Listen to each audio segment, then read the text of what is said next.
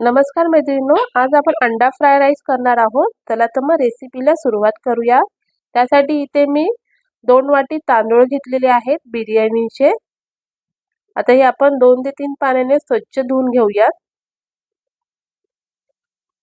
तांदूळ स्वच्छ धुवून झालेले आहेत। यामध्ये मी आता गरम पाणी ओतून घेणार आहोत आणि अर्ध्या तासासाठी साइडला ठेवून घेऊया।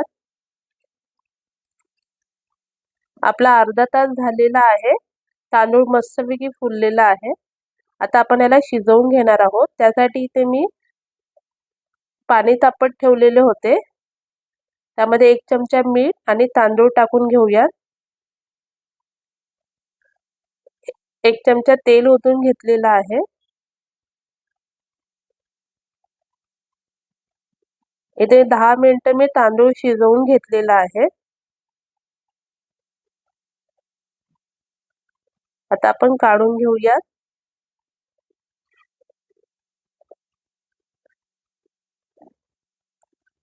गरम पाण्यामध्ये भिजवल्यामुळे तांदूळ पटकन शिजतो।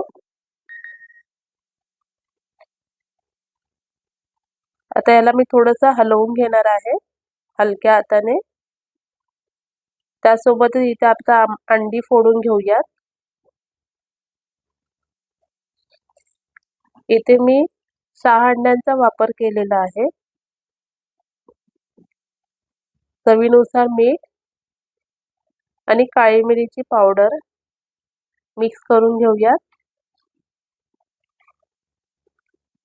आता इथे मी कढई ठेवलेली आहे।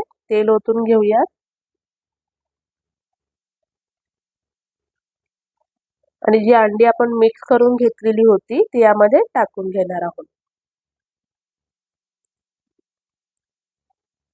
याची आपण भुर्जी तयार करून घेऊया। आपली भुर्जी तयार झालेली आहे। काढून घेऊया।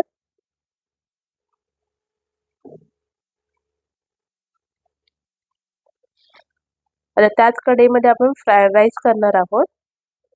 इथे मी तेल ओतून घेतलेलं आहे 1 मोठा चमचा। लसूण टाकून घेतलेला आहे, बारीक कट करून घेतलेला आहे। आलं आणि मिरच्या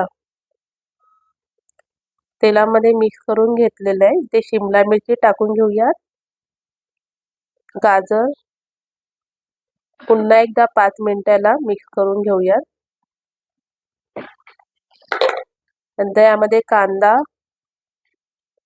आणि कोबी परत एकदा मिक्स करणार आहोत। त्यासोबत इथे मी कांद्याची पात पण टाकलेली आहे थोडी।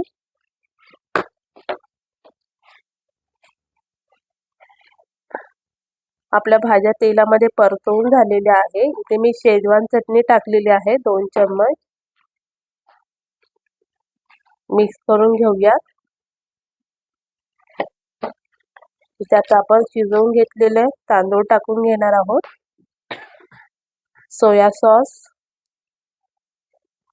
ग्रीन चिली सॉस असेल तर तुम्ही टाकू शकता, नाही टाकला तरी चालेल।